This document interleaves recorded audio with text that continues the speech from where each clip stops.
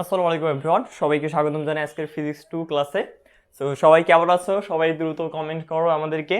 So আমরা চলে আসছি ফিজিক্স 2 এর আবারও ফ্রি লাইভ ক্লাসে। সো কে কোথা থেকে দেখতেছো সবাই অবশ্যই কমেন্ট করে জানাও। দেখো সাউন্ড এবং ভিডিও সব কিছু ওকে আছে কিনা। ওকে, প্রথমত আমিও একটু চেক করে দেখি।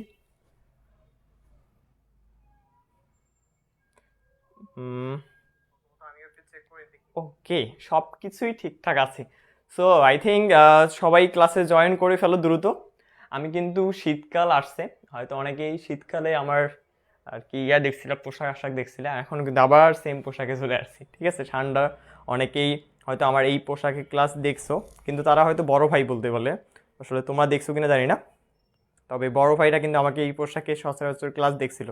ওকে, সো যাই হোক, সবাই চলে আসো, সবাই চলে আসো, আমি শেয়ার করে দিচ্ছি। হ্যাঁ, তোমরা তৎক্ষণাৎ কমেন্ট করো। হ্যাঁ, তোমরা তৎক্ষণাৎ কমেন্ট করে ফেলো সাউন্ড সব কিছু ঠিক আছে কিনা, তুমি তোমার বন্ধুকে মেনশন করছো কিনা, তোমার সেই বন্ধু যে এখন পর্যন্ত ঘুমাইছে, মানে ঘুমিয়ে আছে আর কি, সকালবেলা ঘুমাইছিল, সেই ডিপ্লোমা যখন শুরু হয়েছে, হ্যাঁ তখন থেকে ঘুমিয়ে আছে, তাকে ডাক দাও যে ভাই 1 তারিখ পরীক্ষা, এবার তো অন্তত পক্ষে 1 তারিখ কি, 1 তারিখ হচ্ছে আমাদের পরীক্ষা, 1 তারিখ পরীক্ষা, সবাইকে ডাক দিয়ে তোলো। আচ্ছা, আমি হচ্ছে একটু শেয়ারটা না হয় করে দিই, হ্যাঁ চটপট শেয়ারটা করে দিই, তোমরা আসো ক্লাসে। আর অবশ্যই তো জানো যে আমার ক্লাস মানে অবশ্যই সেখানে ভাই, অবশ্যই সেখানে 10 মার্ক হোক 5 মার্ক হোক, অবশ্যই সেখানে অবশ্যই কমন থাকবে। এতটুকু আমরা কি থাকতে পারি, নিশ্চিত থাকতে পারি। ওকে, আচ্ছা, আমি হচ্ছে এখানে আমার প্রাইভেট গ্রুপগুলোতে একটু শেয়ার করে দিই, এখন পর্যন্ত শেয়ার করা হয়নি। শেয়ার মোর অপশন, তোমরা সবাই একটু আমাকে হেল্প করবে এতটুকু, সেটা হলো যে তোমরা সবাই একটু নিজেদের প্রোফাইলে শেয়ারটা করে দাও, কারণ প্রতিবারই আমাদেরকে আসলে বলতে হয় যে শেয়ার করো রে, শেয়ার করো রে, কারণ তোরা আসলে খুব কিপটা আছিস, আমার চেয়ে তো বেশি তোরা কিপটা। আমাকে মাঝে মধ্যে বলিস তোরা যে আমি নাকি কিপটা, আমি নাকি তোদেরকে কোর্স নাকি ফ্রি দেই না। হ্যাঁ রে, তোদেরকে কোর্স ফ্রি দেই না আমি। অনেক অনেক পোলাপান আছে যে বলবে কি ভাই আপনি তো কোর্স ফ্রি দেন না ভাই, আপনি তো খালি টাকা দিয়ে কোর্স চালান। আরে আজব ব্যাপার স্যাপার, আমি পুরো সেমিস্টারে যতগুলো ফ্রি লাইভ ক্লাস নেই, ওই ততগুলো দিয়ে তো আমরা একটা ফ্রি কোর্স চালাইতে পারবো রে। হ্যাঁ রে, আমি কিপটা না তোরা কিপটা, তোরা তো শেয়ার করতে চাইস না, তো কিপটা কে হইলো বেশি? কিপটা তো তোরা হইলি বেশি, তাই না? তোরা একটু শেয়ারটা মারতো তাড়াতাড়ি বাবা, শেয়ারটা মেরে দে। আমরা একটু জুম দেখি পারফেক্ট আছে কিনা, মোটামুটি পারফেক্ট। তোরা একটু শেয়ারটা করে দে বাবা। যারা রিফার্ট খাইছিস সমস্যা নেই বাপ, তুইও ক্লাসটা কর, কারণ তুই রিফার্ট খাইছিস তো কি হয়েছে, তোর বই কি চেঞ্জ হয়ে গেছে নাকি রে? আরে তুই রিফার্ট খাইছিস তা কি হয়েছে, তোর বই চেঞ্জ হয়েছে? তোর তো বই চেঞ্জ হয় নাই, তাহলে বই তো আগের মতোই, প্রশ্ন তো আগের মতোই হবে। তাহলে আজকের ক্লাসটা যারা রিফার্ট খাইছে তাদের জন্য কিন্তু অবশ্যই অবশ্যই গুরুত্বপূর্ণ ক্লাস।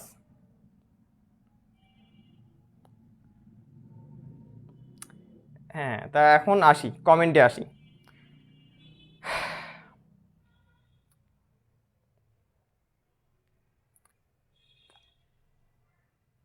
তো দেখি কে কি কমেন্ট করছো।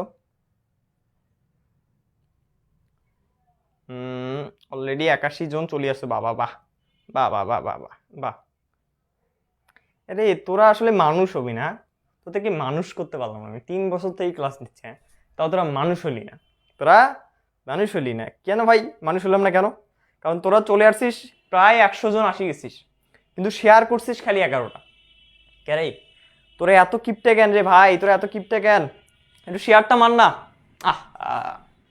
এই যে দেখ, এখানে শেয়ার অপশানে গিয়ে যা ফটাফট করে শেয়ারে ক্লিক করে এই রাইট পোস্টে ক্লিক করে পোস্ট মার, কিংবা ধর শেয়ার অপশানে ক্লিক করবি, ক্লিক করার পর তোর একটা যে বন্ধু আছে সারা জীবন ঘুমাই থাকে, যেমন ধরো তোমাদের সাব্বির ভাইয়া, এ কিন্তু মনে হয় খুব একটা ফিজিক্স টিজিক্স পারে না, একে মারি দিলাম। হ্যাঁ, তো যদি বা সাব্বির ভাই এখন 5th সেমিস্টার, তার ফিজিক্স ক্লাস করবে কেমন দেখি। ঠিক আছে, তো তারপর তোমাদের হাফিজ ভাইয়াকে একটু মারি দিই। এই চ্যাংরা আপনার ফাজিল আছে হাফিজ ভাইয়া, এ তো খালি এর পাইথন, খালি পাইথন, ফিজিক্স ক্লাস করা লাগে না, দিয়ে ওকে শেয়ার করে দিই। কি ব্যাপার, এই চ্যাংলা দেখছো, এর আইডিটা তো মনে হয় কত প্রোগ্রামিং টোগ্রামিং মারি থুইছে, যাতে করে শেয়ার টেয়ার দেওয়া যায় না। তো সবাইকে শেয়ার করে দিলাম, বুঝছো, তোমাদের টিচারদেরকেও আমি শেয়ার করে দিলাম। তো দেখা যাক।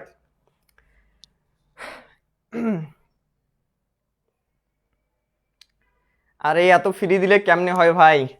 ফ্রি দিলাম, ভাল লাগতেছে না, বোঝো না? সবার সাথে একটু দেখা সাক্ষাৎ করার জন্য আসলাম, ফ্রি দিলাম। আচ্ছা, তো যাই হোক, এখন কথা হইলো, আগের দিন বাগে খাইছে, বাংলার বউ মন্ত্রী হয়েছে, ঠিক আছে? তো আগের দিনের কথা বাদ দাও, এখন এই কয়েকদিন না হয় দেই ফ্রি ক্লাস। বাচ্চা কাচ্চারা পড়াশোনা করে নেই, মানে ঝোঁক তুলি দেয় আর কি, বুঝো না?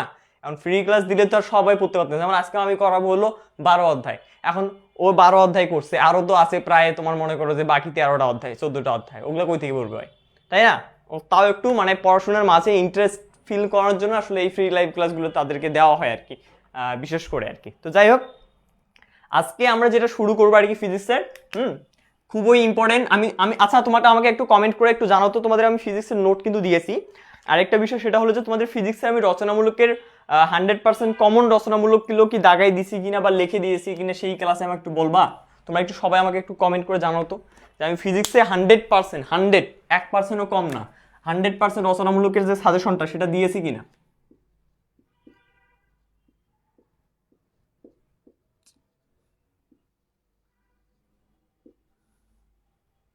হ্যাঁ, ফিজিক্স টু। বল বল, তাড়াতাড়ি বল, বল তো দেখি সবাই, তোদেরকে 100% কি দিলাম? ও হ্যাঁ, ভালো কথা। আগামীকাল মনে আছে তো নাকি সবার? আগামীকাল ঠিক 6টার সময়। কয়টার সময়? ঠিক 6টার সময়। হুম। সাপ আছে বইয়ে, আর সাপুড়ে আছে তোমাদের সামনে দাঁড়িয়ে। কালকে সাপের নাচ দেখাবো, ঠিক আছে? কালকে আমরা সাপের খেলা, অনেকদিন থেকে সাপের খেলা আমরা দেখি না, হয়তো কালকে আমরা না হয় ইনশাল্লাহ সাপের খেলা দেখবো। হ্যাঁ, সাপ হলো তোমাদের বইয়ে যে ক্যালকুলাস আছে না, এরকম সাপের মতো। অবশ্য মজার ব্যাপার হলো আজকে যে অধ্যায়টা করবো আমি, 12 অধ্যায়, এই 12 অধ্যায়ও কিন্তু সাপ সাপ আছে, ঠিক আছে? এই সাপকে দেখিও যে কি করে নাচানো লাগে। নাচাবো এমনভাবে চলে যাবে, হুট করি হুট করে চলে যাবে। আমাদের কথায় ওই সাপ উঠবে আবার বসবে, ক্লিয়ার?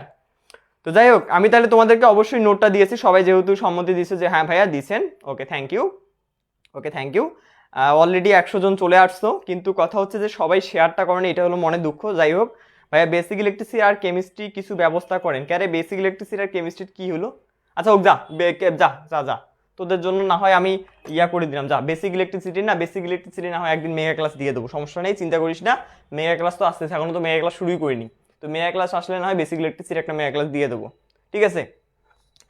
আচ্ছা, তারপরে এখানে আবার দেন ভাই, ক্যারে আবার দেবো, ক্যারে মোহাম্মদ নাইম, তুই আবার দেখ, ক্লাস পিছনে করছি, ওটা রেকর্ড আছে, ওটা তুই একটু দেখে নে বাবা, কষ্ট করে বাবা দেখে নে একটু। ইমরান, এত ফ্রি দিলে কেমনে হয় ভাইয়া? আহারে, তোদের কষ্ট আর দেখা যায় না রে ইমরান রে। আরে দেখ দেখ, ফ্রি ফ্রি এই জন্যই দিচ্ছি যে মনে কর তোরা একসাথে আসলি, তোরা সবার এখানে পরিচয় হচ্ছে, কমেন্ট করতেছে, সবাই সবার সাথে আদান প্রদান ভাব বিনিময় হচ্ছে। হ্যাঁ, যে কি ইয়া, দেখার সাত্তার না হোক, ওবায়দুল কাদেরের একটা ভাষণ আসছে না, যে দেখার সাত্তার না হোক, একটু ভাবের আদান প্রদান হোক ফোনে ফোনে।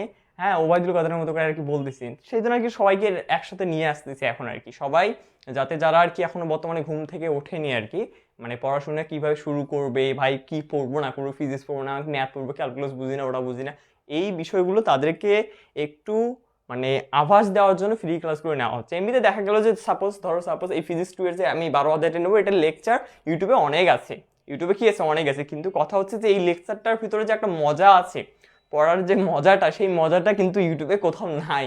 তো যার কারণে ফ্রি দেওয়া হয়, যাতে করে তোমাদেরকে সবাইকে, যাতে করে মানে ধরো যে একটা আছে না যে কি বলে গ্রুপ স্টাডি, নাম শুনছো না সবাই?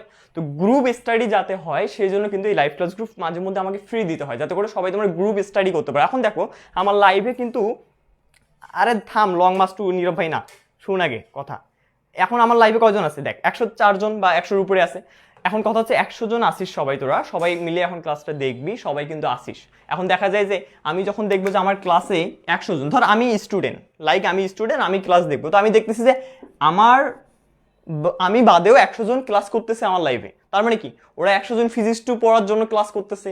এখন আমি যদি মনে করি হুট করে মনে করে যে আমাকে একজন, আমার মনে করে সাপোজ, মাইন্ড করবে না আবার, কারণ আমি এইসব বিষয়ে একটু বলি স্টুডেন্টদেরকে, কারণ বর্তমান যুগ এরকমটাই হয়ে গেছে যে হুট করে মনে করো যে আমার বান্ধবী আমাকে মেসেজ দিছে, এখন বান্ধবী মেসেজ দিচ্ছে, আমি দেখতেছি আমার লাইভে মাত্র 10 জন করে, আমি লাইভে থাকবো কেন, আমি গেলাম আমার বান্ধবীর মেসেজে রিপ্লাই দিতে। কিন্তু যখন দেখতেছি লাইভে আমার 100 জন, তখন আমি তো আর বান্ধবীর মেসেজ দিতে যাবো না, বান্ধবী তুই মরি যা, কিংবা বান্ধবীকে আমি সুন্দর করে এই লিঙ্কটা শেয়ার করে দিয়ে দেবো, যে তুইও লাইভে আয় দরকার পড়লে, ওখানে আমরা মেসেজের আদান প্রদান করবো। কথা কি clear? So don't mind, just for fun. Okay, হ্যাঁ তোদের আরও ফ্রি দেবো, কালকে আরেকটা ফ্রি পাবি, ওই শেষ জীবনে। কালকে কালকে এই যে সাপের খেলা দেখাবো, সাপের খেলা দেখবি তারপরে শেষ। এখন পুরো সার্কাস খেলা দেখতে গেলে তোদেরকে অবশ্যই কোর্সে ভর্তি হতে হবে। তোদের অফার আছে, কি অফার ভাই? তোদের অফার আছে যে দ্বিতীয় কিনলে তৃতীয় ফ্রি। কেমন অফার ভাই? বেশি না, অন্য প্ল্যাটফর্মের চেয়ে একটু দাম কম আছে আমার, 1800 টাকা। 1800 টাকায় দ্বিতীয় এবং তৃতীয় পুরো প্যাকেজটা ফ্রি পাবি, সাথে হুডি পাবি, সাজেশন বই পাবি, সব কিছু পাবি। ঠিক আছে, তো যাই হোক আমরা শুরু করি। 12 অধ্যায়ে আসলে কি আছে? অ্যাকচুয়ালি 12 অধ্যায়টাতে আছে কি? 12 অধ্যায়টাতে আছে হলে কিছুই নাই। 12 অধ্যায়টাতে তোমাদের বিভিন্ন ধরনের তেজস্ক্রিয় যে মৌল আছে না, যেমন এখানে অধ্যায়টার নাম দিয়েছে নিউক্লিয়ার পদার্থবিজ্ঞান। তো নিউক্লিয়ার পদার্থবিজ্ঞান বাদ দাও, আমার মনে হয় যে ওই অধ্যায়টার নাম দেওয়া উচিত ছিল যে তেজস্ক্রিয় পরমাণুর ভাঙ্গন বা তেজস্ক্রিয় পরমাণুর উৎপত্তি বা কাজ ইত্যাদি ইত্যাদি, এই নামটা দিলে ভালো হতো। এখন ওখানে নিউক্লিয়ার নামটা এই কারণে দিছে যে ওই পরমাণুর ভিতরে কি থাকে? নিউক্লিয়াস থাকে না? ওই নিউক্লিয়াস থাকার কারণে ওই নামটা ওরকমটা হয়ে গেছে। তো আমরা অধ্যায়টাতে একটু ভেতরে ঢুকলে বুঝতে পারবো যে আসলে কেন ওরকম নামটা আসলে দিয়েছে এই 12 অধ্যায়ের অ্যাকচুয়ালি। সো আমি এখন সবাইকে একটু শান্ত থাকতে বলবো, সবাই কমেন্ট স্টপ করো, সবাই সবার কমেন্ট স্টপ করো। এবং যদি ফিজিক্সের নোট আমি দিয়ে থাকি, সবাই একটু চেক করো যে নোটটা আছে কিনা। 12 অধ্যায়ে তেজস্ক্রিয় পরমাণু কাকে বলে এবং এই তেজস্ক্রিয় পরমাণুর যে ভাঙনের প্রতিপাদনের সূত্র একটা আছে, ওই সূত্রটা আছে কিনা একটু সবাই আমাকে একটু বলবা যে আছে কিনা, তাহলে আমি আসলে তোমাদের ক্লাসটা শুরু করব। নোট আশা করি আমি দিয়ে দিছি। হ্যাঁ ভাই, ফিজিক্সের নোটগুলো কই পাবো? আজকে ক্লাস শেষে আমি আবার না হয় সাবমিট করে দেবো, সমস্যা নেই এগুলোতে। ঠিক আছে ভাই, বেসিক ইলেকট্রনিক্স একটা, আরে হইছে রে, তোরা এখন চুপ থাক, এখন আমার ক্লাস নিতে দে। হ্যাঁ, ম্যাথ তুই 11-12 অধ্যায় ফিরিয়ে দেবো আল্লাহ তোকে। তোকে যদি ম্যাথ তুই 11-12 ফিরিয়েও দিই না, তুই কিছু বুঝবি না। আচ্ছা যাই হোক, কালকে দেখি কি বুঝবি তোরা, আমি দেখবো তোরা ফ্রি ক্লাসে কালকে কি বুঝিস। তো এখন চুপ, সবাই চুপ থাক, আমি আর কোনো কারো কমেন্টের রিপ্লাই দিব না। এখন ডিরেক্ট আমি প্রশ্ন সলভে যাব। ক্লিয়ার? তো প্রশ্নটা হইলো যে তেজস্ক্রিয় পরমাণু কি? 12 অধ্যায় সবাই একটু লক্ষ্য করো। তেজস্ক্রিয় ক্ষয় সূত্র কি লিখছে? তেজস্ক্রিয়, যদিও বা এটা নোটটা আমি সুন্দর করে লিখে দিচ্ছি, আজকে আমার জাস্ট কাজ হবে তোদেরকে বুঝাই দেওয়া এতটুকু। ক্ষয় সূত্রটি লেখো, ওকে? বা তেজস্ক্রিয় তা কাকে বলে, এরকমটা আসতে পারে। হ্যাঁ, তারপরে বলছে যে প্রতিপাদন করো, শেষ।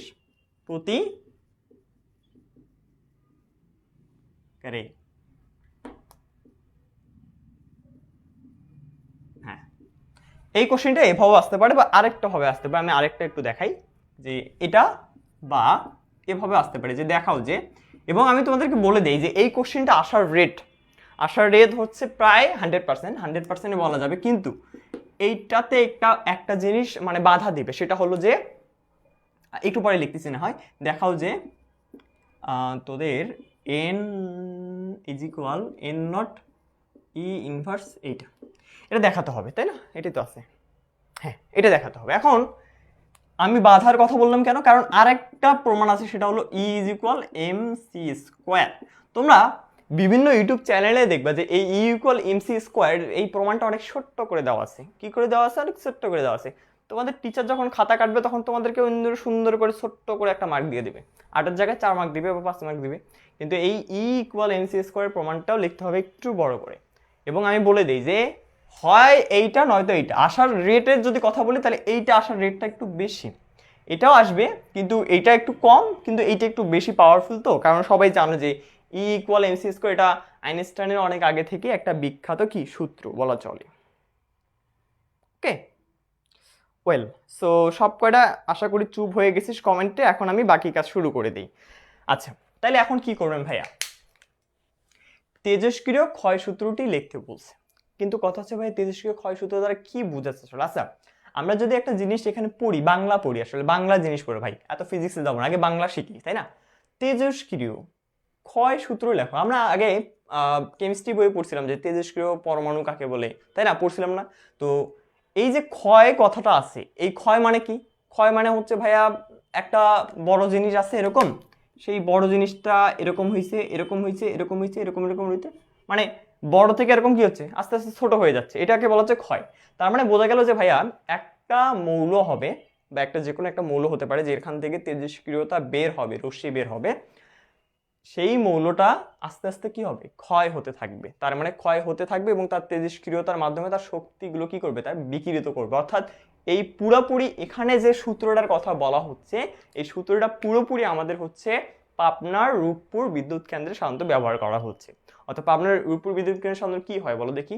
পাবনার রূপপুর বিদ্যুৎ কেন্দ্রে সাধারণত বিভিন্ন ধরনের যে মৌলগুলো আছে, এই যেমন ইউরেনিয়াম মৌল আছে, এই মৌলগুলোকে সাধারণত ওখানে দেওয়া হয়। ওখান থেকে যে তেজস্ক্রিয়তা রশ্মি নির্গত হয় বা তেজস্ক্রিয় যে পরমাণুগুলো নির্গত হয়, সেগুলোর দেখা যায় যে শক্তিগুলো বের হওয়ার ফলে কিন্তু ওখানে কি হয়, বিদ্যুৎ উৎপন্ন হয়। ঠিক আছে, তো যাই হোক, তো আমরা এখন কি করব যে এইটার প্রমাণটা করব। এখন যেহেতু ক্ষয় হচ্ছে, এটার অর্থ হচ্ছে যে আমরা একটা বাংলা কথা আগে লিখবো, তারপরে আমি পুরোপুরি ব্যাখ্যাটা দিচ্ছি। তো আমি প্রথমে অ্যান্সারটা বা সমাধানটা এখানে এভাবে লিখতেছি, সমাধান। দেখো সবাই একটু চুপচাপ থাকো, আমি কি লিখতেছি খালি দেখো।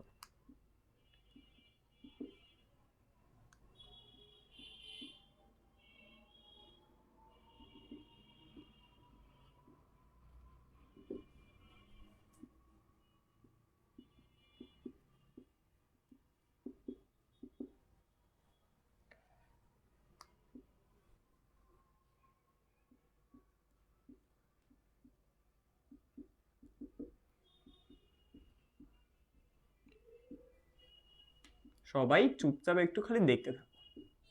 পরমাণুর সমানুপাতিক। আচ্ছা ভাই, কি লিখলেন এটা? সমাধানে প্রথমেই তোমাদেরকে যেটা লিখতে হবে যে এই যে তেজস্ক্রিয় ক্ষয় সূত্রটি লেখো না, এইটা হলো সেই সূত্রটা।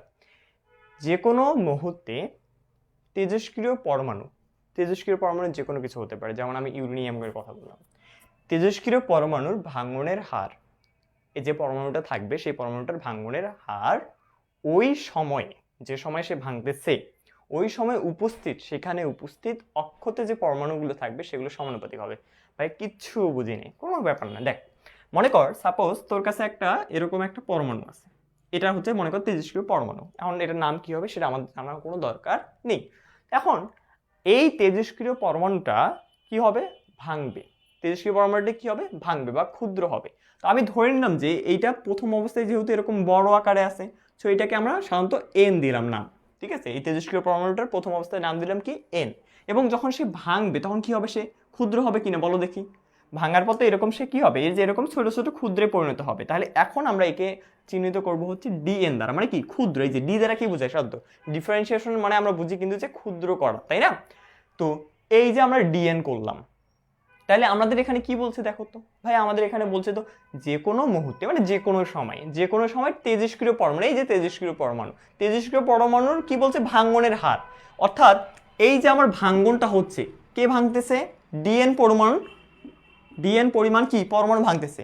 কত সময়ে, ধরে নিলাম যে আমাদের টি সময়ে, ধরে নিলাম যে সাপোজ টি সময়ে তারা কি ভাঙ্গনটা হচ্ছে আর কি। তাহলে কি বলছে যে যে কোনো মুহূর্তে তেজস্ক্রিয় পরমাণুর ভাঙ্গনের হারের কথা বলছে। হার বলতে আমরা কি বুঝি বলো দেখি। হার বলতে আসলে বুঝতেছি যে একটা নির্দিষ্ট সময়ে, ধরে নাও সাপোজ 1 সেকেন্ডে, 1 সেকেন্ডে আসলে কতটুকু কাজ করছে সে, এইটাকে বোঝাচ্ছে। বা 2 সেকেন্ডে কতটুকু কাজ করছে। তাহলে আমরা ধরে নিচ্ছি যে টি সময় পর্যন্ত এই ভাঙ্গনটা ঘটছে আর কি, টি সময় পর্যন্ত ভাঙ্গনটা ঘটছে। তো আমরা যেহেতু সময়টাও কিন্তু ছোট, যেহেতু ভাঙ্গনটাও ক্ষুদ্র, সময়টাও কিন্তু ক্ষুদ্র, তাহলে সময়টাকে যদি আমি ক্ষুদ্র করি তার মানে এটাকে লেখা যায় কি, ডিটি লেখা যাবে কি না বলো। ভাই এত কিছু বুঝতে হবে না তোকে, তুই শুধু এতটুকু বল যে ক্ষুদ্র যেহেতু আমি ভাঙতেছি, মানে অল্প অল্প করে যেহেতু আমি ইউরেনিয়ামকে ভাঙবো, তাহলে অল্প ডিএন উৎপন্ন হবে, মানে ডি দ্বারা ক্ষুদ্র বোঝাচ্ছে। সেম ভাবে তাহলে অল্প সময়ও লাগবে আমার ডিটি। তাহলে এদেরকে যদি আমি হারে রূপান্তর করি তাহলে এদেরকে লেখা যায় কি, এভাবে ভাগ আকার লেখা যায় না, যে ডিএন ডিভাইডেড বাই ডিটি। বল, আমার এই যে এই লাইনটার অর্থটা এইটা, আমার এই বাংলা লাইনের অর্থ কি এইটা, যে কোনো মুহূর্তে তেজস্ক্রিয় পরমাণুর ভাঙ্গনের হার ওই সময়ে, ওটা পরে যাচ্ছে, কিন্তু এই যে ভাঙ্গনের হার, এই যে ভাঙ্গন, এই যে ভাঙ্গন হচ্ছে এইটা ডিএন, এটার হার হচ্ছে ডিটি। এতটুকু বুঝছিস কিনা বল, যে এটা ভাঙ্গনের হার এতটুকু পর্যন্ত, মানে এই লাইনটার এতটুকুর অর্থ হচ্ছে এতটুকু। ক্লিয়ার? বল এতটুকু বুঝছিস কিনা বল, এতটুকু বুঝলে বাকিটা এমনিতে বুঝবি।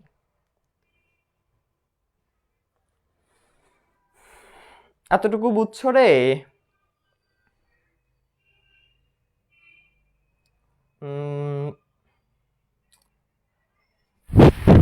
কে রে, তোদের ভুলবো কে? ফোরদের ফোরদের ভুলবো কি কি কি জন্য?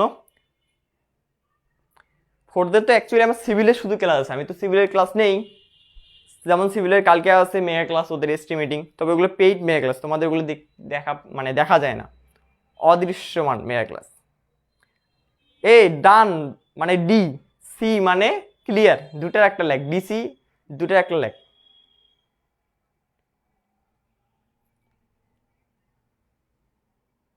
হ্যাঁ, ইমরান একটু ভেরি ফাস্ট ছেলে, ও হচ্ছে নিউটনের নাতি। তো নিউটনের নাতি তাড়াতাড়ি অ্যান্সার দিয়ে ফেলছে যে ডিএন ডিভাইডেড বাই ডিটি সমানুপাতিক হচ্ছে এন। গুড। সো এখানে আর কে কে আসিস নিউটনের নাতিপতি, তাদেরকে একটু দেখতে চাই যারা আমার আগে অ্যান্সার করবে কিংবা আমার ভুল ধরবি, ঠিক আছে? তোরা হচ্ছিস আমার ভবিষ্যৎ, তোরা হচ্ছিস আমার ভবিষ্যৎ, ঠিক আছে রে? তাইলে দেখ, তাইলে ঠিক আছে ভাইয়া, বুঝলাম। তারপরে কি কইছে? তো ডিএন ডিভাইডেড বাই ডিটি, এটা হচ্ছে এতটুকু। ওই সময় মানে এই যে যে সময়টা আছে, এই সময়ে উপস্থিত অক্ষত পরমাণু সমানুপাতিক। যেমন মনে করে সাপোজ আমি এই যে চুল্লিটা অঙ্কন করলাম, এই যে রূপপুরের চুল্লি অঙ্কন করলাম, হ্যাঁ ভাই চুল্লি অঙ্কন করলাম, তারপর কি হয়েছে? চুল্লিতে দিলাম মনে কর সাপোজ ইউরেনিয়াম দিলাম। এখন এই সময়ে কিন্তু সব কয়টা ইউরেনিয়াম ভাঙবে না, এর মধ্যে থেকে মনে কর সাপোজ ধর যে এখানে আরেকটা দিই, এইটা ভাঙছে, এইটা ভাঙছে, আর এইটা ভাঙছে, কয়টা ভাঙছে? তিনটা ভাঙছে। এখন এই তিনটা কি আছে? অক্ষত আছে। তার মানে কি? যদি মনে কর যে ওই সময়ে উপস্থিত অক্ষত পরমাণু সমানুপাতিক, মানে এই তিনটা ভাঙছে, এই তিনটা অক্ষত আছে, বিষয়টা হচ্ছে এরকম। তার মানে কি? যে যে সময়ে ভাঙছে ওই সময়ে অক্ষত পরমাণু বলতে সাধারণত আমরা এই এন কে বুঝি, এই এন এর কি হবে? এই যে সমানুপাতিক হবে, ঠিক আছে? এখন মনে করো যে বিজ্ঞানী যেটা আবিষ্কার করছে সে প্রথমে কিন্তু এই বাংলা কথাটা সুন্দর করে লিখছে, লেখার পর কিন্তু এইভাবে লিখছে, এভাবে লেখার পর কিন্তু এইটাকে একটা বিস্তৃতি রূপ দেয় বা সূত্রেতে পরিণত করে। অর্থাৎ তোমরা যদি এই সূত্রগুলোকে একটু গবেষণা করে দেখো, চিন্তা করে দেখবে, শুধু যারা বেসিক ইলেকট্রিসিটি পড়ছো তোমরা সবাই অবশ্যই ফ্যারাডের সূত্রটা লাস্টে 14 অধ্যায় অবশ্যই অবশ্যই কোনো না কোনো সময় প্রমাণ করছিল। তো ফ্যারাডের কাহিনীটা কিন্তু খুবই ইন্টারেস্টিং কাহিনী, যে ফ্যারাডে কিন্তু ম্যাথ জানে না, ফ্যারাডে কিন্তু কোনোভাবেই পড়াশোনা করেনি, কিন্তু দেখা যায় যে ফ্যারাডের একটা সূত্র আছে, ঠিক আছে, খুবই ভালো সূত্র, ঠিক আছে, যেটার প্রমাণও কিন্তু প্রত্যেকবারই আসে আমাদের বেসিক ইলেকট্রিসিটির পরীক্ষাতে। তো এখন কথা হচ্ছে তাহলে ভাই ওই প্রমাণটা বা সূত্রটা তৈরি করছে হলো ম্যাক্সওয়েল। ম্যাক্সওয়েল তৈরি করছে সূত্রটা, অর্থাৎ এই বাংলা লেখা এক জিনিস, এইটা তৈরি করা আরেক জিনিস। এখন মনে করো যে যে এইটা লিখছে যদি সে ম্যাথ পারে তাহলে সে অবশ্যই এটাও তৈরি করতে পারবে, আর যদি সে ম্যাথ না পারে তাহলে দেখা যায় যে কেউ এটা পড়ছে, এটা পড়ার পর এই জিনিসটা তৈরি করতেছে সে। তো আমরা যেমনটা এটা করলাম যে আমরা বিজ্ঞানী আমাদেরকে হ্যাঁ তেজস্ক্রিয়ের ক্ষয় সূত্রটা আমাকে বলে দিচ্ছে, আমরা সেখান থেকে আমি একটা ম্যাথমেটিক্যাল রূপ এখানে দিয়েছি। তাহলে এখানে কি যে কোনো মুহূর্তে তেজস্ক্রিয় পরমাণু ভাঙনের হার অর্থাৎ ডিএন ডিভাইডেড বাই ডিটি সমানুপাতিক হচ্ছে এন। এখন আমাদের যে কাজটা করতে হবে এখানে একটা ছোট্ট করে মাইনাস দিতে হবে। এখন ম্যাক্সিমাম স্টুডেন্টের সমস্যা হবে যে ভাই এখানে মাইনাস কেন? আচ্ছা কেউ কি বলতে পারবো কমেন্টে যে এখানে মাইনাস কেন হলো? কেউ কি এনিমন কেউ বলতে পারবো যে কেন মাইনাস হলো?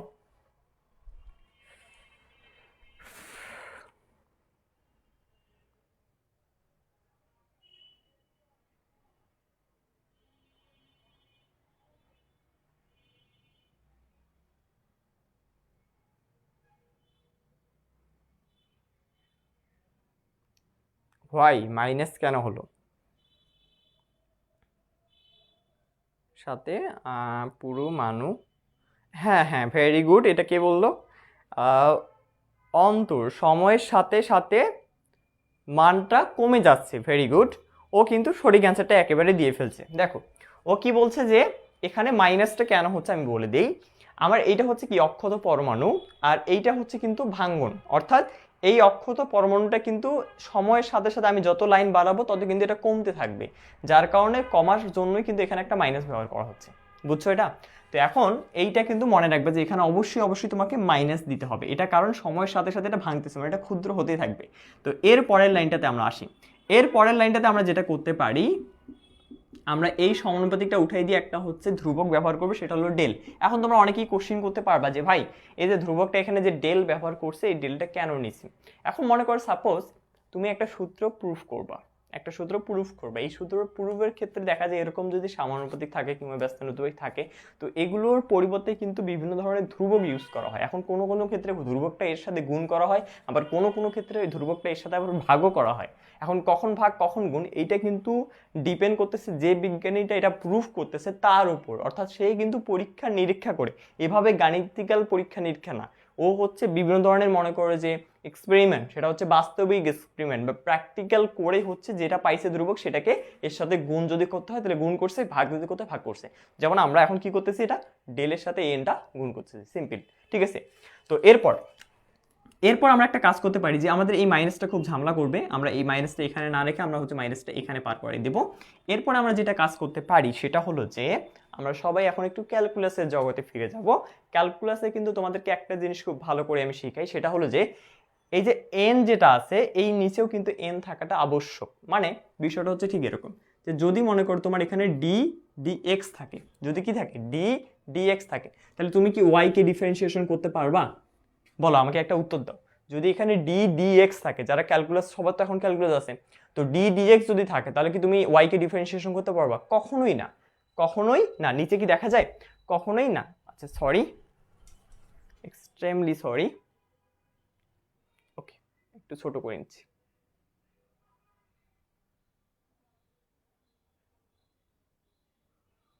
ওকে, তাহলে দেখো যে আমি যদি ডিডিএক্স ওয়াই কে করি এটা কখনোই সম্ভব না, তাহলে আমাকে এখানে কি নিতে হবে? আমাকে এখানে ভাই অবশ্যই এক্স নিতে হবে, অর্থাৎ উপরেও এক্স যদি থাকে আবার নিচেও যদি এক্স থাকে তাহলে আমরা কি করতে পারি? ডিফারেন্সিয়েশন করতে পারি। ঠিক তেমনই বিষয়টা, এখানে উপরে আছে এন, নিচে আছে টি, ডিফারেন্সিয়েশন সম্ভব না। তাহলে আমরা একটা কাজ করতে পারি, কি কাজ? এখানে যেহেতু এই যে এনটা ডেলের সাথে কি আকার আছে ভাই, গুণ আকার আছে, তাহলে আমরা এনটাকে এখানে আনবো আর ডিটিটাকে আমরা ওখানে নিয়ে যাবো। পারবো না? অবশ্যই পারবো। আমরা কিন্তু সবাই ভাগের রুলস জানি, কিন্তু যেমন মনে করো সাপোজ এখানে মনে করো 5/x আছে, 1/x আছে, তাহলে আমরা এখানে কি করতে পারি? এক্সটাকে এখানে আনতে পারি আর এই 5টাকে আমরা এখানে আনতে পারি। এটা কিন্তু রুলস, এটা আমরা জানি। ঠিক তেমনই আমরা এখানেও একটা কাজ করতে পারি যে এই এনটাকে আমরা নিচে আনতে পারি, মাইনাস আমরা এই টিটাকে অর্থাৎ ডিটিটাকে আমরা এখানে নিয়ে যেতে পারি। ওকে, সো এরপরের লাইনটা আমি এই সাইডে লিখবো, তোমরা খাতার নিচে লিখবে, কারণ তোমাদের এই রচনামূলকটা মিনিমাম 2 পৃষ্ঠা, মাথায় রাখবা। প্রত্যেকটা রচনামূলক, তুমি ফিজিক্স হোক ম্যাথ হোক, ম্যাথের কথা বাদ দাও, ম্যাথ তুমি 2 লাইনে শেষ করলো কোনো সমস্যা নেই, কিন্তু ফিজিক্স হোক আর কেমিস্ট্রি হোক কিংবা বেসিক ইলেকট্রিসিটি হোক, এগুলো তোমাকে মিনিমাম 2 পৃষ্ঠা করে আর কি লিখতে হয়, কারণ টিচাররা আসলে মানে টাক্কুর দিয়ে আসলে মার্ক দেয়, তো সেটার জন্য ঝামেলাটা। ম্যাথের ক্ষেত্রে তো আসলে ম্যাথ ঠিক হলে সাইন দিবে, কিন্তু এগুলো দেখা যায় তুমি যদি মনে করো 1 পৃষ্ঠায় করে ফেলছো, এখন টিচার ওখানে মার্ক মানে 8-এর মধ্যে হাত দিতে মানে দ্বিধাবোধ করে, স্যারের হাত কাঁপে। তো তোমাকে অবশ্যই এটা 2 পৃষ্ঠা নিয়ে যেতে হবে। তাহলে এর পরের লাইনটা দেখো, এর পরের লাইনে আমরা কি করতে পারি? এর পরের লাইনে আমরা হচ্ছে এখানে তেমন কোনো কাজ করার মতো কিছু নাই, আমরা হচ্ছে ডিরেক্টলি এখানে ইন্টিগ্রেট করতে পারি। এখানে কি করতে পারি? আমরা ডিরেক্টলি এখানে ইন্টিগ্রেশন করতে পারি। তাহলে এখন আমরা লিখি এর পরের লাইন যে ইন্টিগ্রেশন ডিএন। তোমরা এখনো পর্যন্ত ইন্টিগ্রেশনে চলে গেছো মেবি, রাইট? তোমাদের কিন্তু আমি 11 অধ্যায়ে চলে গেছি, ইন্টিগ্রেশনে চলে গেছি। কালকে হয়তো বা 11 অধ্যায়টা শেষ করে দেবো আমি, 11 অধ্যায় শেষ করে দিয়ে 12 অধ্যায়ে যাব। তো যাই হোক, আমরা কিন্তু সবাই ইন্টিগ্রেশনের একটা সূত্র জানি। কি সূত্র? আমি এখানে লিখে দিচ্ছি। আমরা একটা নর্মালি সূত্র জানি, 1/x dx ইজ ইকুয়াল কত? log x। প্লাস কি দিতে হবে অবশ্যই? বলো দেখি, যারা আমার ক্লাস করছো অবশ্যই প্লাস কি দিতে হবে? অবশ্যই প্লাস একটা ধ্রুবক মানে সি দিতে হবে। কেন দিতে হবে সব ব্যাখ্যা আমি ক্লাসে দিয়ে দিছি, তো যার কারণে আমি এখানে আর ওই ব্যাখ্যাগুলো দিব না। সো এখন এখানেও তুমি দেখতেছো কি আছে, 1/ মনে মনে কি আছে? n আছে, এখানেও n এখানেও n, তাহলে কি হবে? সূত্র অনুযায়ী log এই এখানে আছে x, এখানে যেহেতু x বসছিল তাহলে এখন ওই x এর পরিবর্তে আমরা এখানে একটা n বসাই দেব। আর এখানে দেখো মজার বিষয় হলো এই যে মাইনাস ডেল, এটা হচ্ছে একটা ধ্রুবক মান, মানে একটা ডেলের একটা সুন্দর নির্দিষ্ট মান বের হবে। তো ওইটা যেহেতু ধ্রুবক সেজন্য আমরা ওটাকে ইন্টিগ্রেটের বাইরে নিয়ে আসলাম। তাহলে এখন পড়ে থাকবে কি? Integrate 1 DT. ইন্টিগ্রেট কি থাকবে পড়ে? 1 ডিটি। ওকে, তো এখন আমরা লাস্টে কি করব? এবার 1 কে ইন্টিগ্রেট করব। আমরা সবাই এটাও আশা করি সূত্র অনেকেই জানি যে 1 কে ইন্টিগ্রেট করলে কি হবে? 1 কে যদি আমরা ইন্টিগ্রেট করি তাহলে অ্যান্সার শুধু টি হবে এবং প্লাস কি হবে? একটা সি হবে। আমি একটু বুঝাই দিচ্ছি তাও, যদিও বা আপনারা এগুলো ক্যালকুলাসের সব পড়া, হ্যাঁ সবগুলো ক্যালকুলাসের পড়াশোনা, আমি একটু এখানে দেখাই দিই। যদি ইন্টিগ্রেট 1 কে ডিএক্স করেন তাহলে এটার অ্যান্সার হবে এক্স এবং প্লাস একটা সি দিতে হবে, মানে ধ্রুবক দিতে হবে। অর্থাৎ এক কথায় দেখো, আমি কিন্তু এখানে কোনো সি ব্যবহার করছি, এখানে কিন্তু কোনো সি ব্যবহার করিনি, খালি ডিরেক্ট একটা জায়গায় সি ব্যবহার করছি, সেটা হলো অনেক পরে গিয়ে এই যে এই লাইনে সি ব্যবহার করছি। এখন কথা হচ্ছে ভাইয়া আপনি এখানে কেন সি দিলেন না আর এখানে কেন সি দিলেন?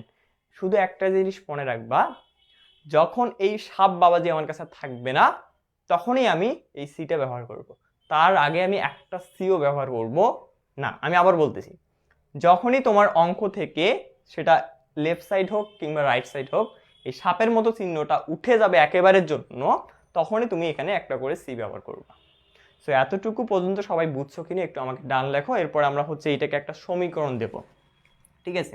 এটাকে আমরা হচ্ছে 1 নম্বর সমীকরণ বা 2 নম্বর সমীকরণ, এখানে কি আরো সমীকরণ তৈরি করবো না? আচ্ছা দেখ, এটা হচ্ছে 1 নম্বর সমীকরণ আমরা দিলাম,